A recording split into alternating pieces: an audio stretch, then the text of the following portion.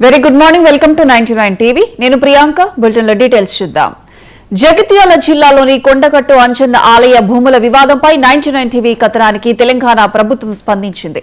నేడు ఏడీఎస్ఎల్ఆర్ సర్వే చేయాలని కలెక్టర్ ఆదేశాలు జారీ చేశారు.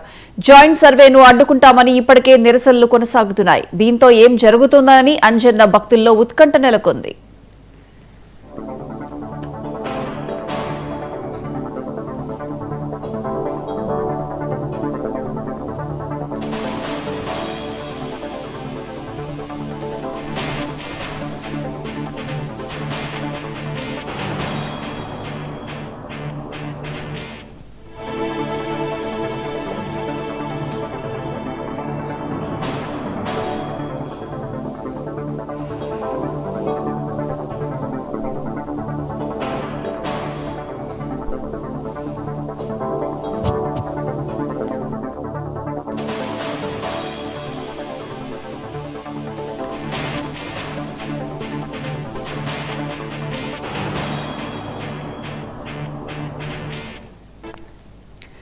జగిత్యాల జిల్లాలోని కొండగట్టు అంజన్న ఆలయ భూముల వివాదంపై 99 టీవీ కథనానికి తెలంగాణ ప్రభుత్వం స్పందించింది.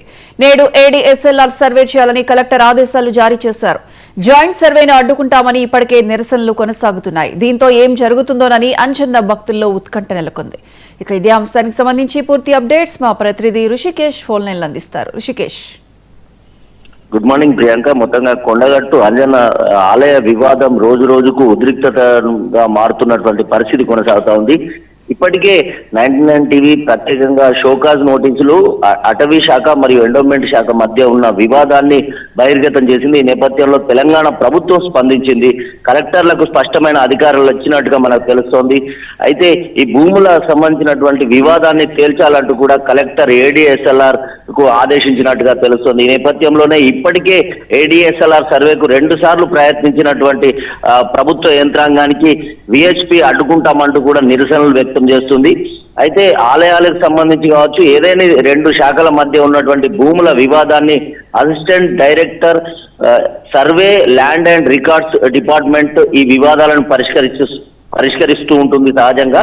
అయితే ఈ నేపథ్యంలో రెవెన్యూ, అదేవిధంగా అటవీ శాఖ, ఎండోమెంట్ శాఖల మధ్య ఉన్న ఈ 6 ఎకరాల భూ వివాదాన్ని తేల్చాలంటూ కూడా, ఈ 6 ఎకరాలు ఎవరికి చెందిన అనేటువంటి అంశం పైన క్లారిటీ ఇవ్వాలంటూ కూడా ఏడీఎస్ఎల్ఆర్ ను ఆదేశించారు కలెక్టర్. ఈ నేపథ్యంలోనే నేడు జాయింట్ సర్వే కొనసాగనుంది.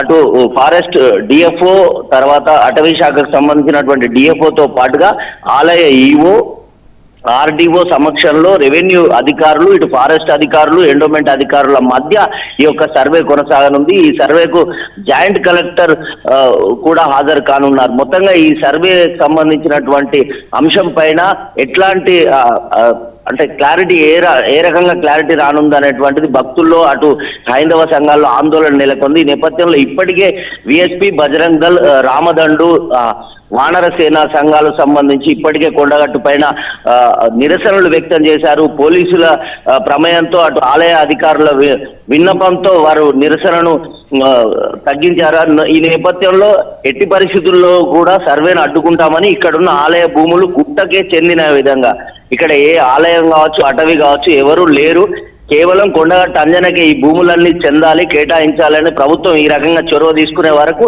తమ నిరసనలు కొనసాగుతాయనేటువంటిది ఒక డిమాండ్ విహెచ్పి వ్యక్తం చేస్తున్నటువంటి నేపథ్యంలో ఇన్ని శాఖల అధికారులు, పోలీస్ బందోబస్తు మధ్య నేడు ఏడీఎస్ఎల్ఆర్ సర్వే కొనసాగనుంది. 684 కంపార్ట్మెంట్ సంబంధించినటువంటి 6 ఎకరాల్లో ఆలయానికి సంబంధించిన భక్తులకు ప్రధానంగా ఉపయోగపడే వసతి గృహాలకు సంబంధించి నీటి వసతి, అదేవిధంగా అడ్మినిస్ట్రేటివ్ బ్లాక్, ఈ విధంగా అనేకమైనటువంటి అన్నదాన సత్రాలు, ఇట్లాంటి ఒక కీలకమైనటువంటి భవనాలు భక్తులకు సంబంధించిన ఇందులో నిర్మాణం అయి ఉన్నాయి.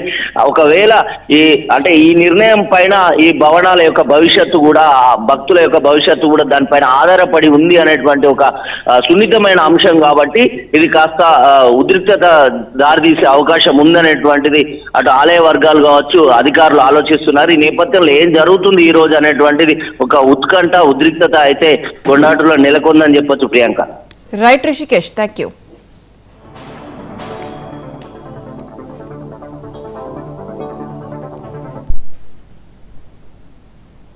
పల్నాడు జిల్లాలో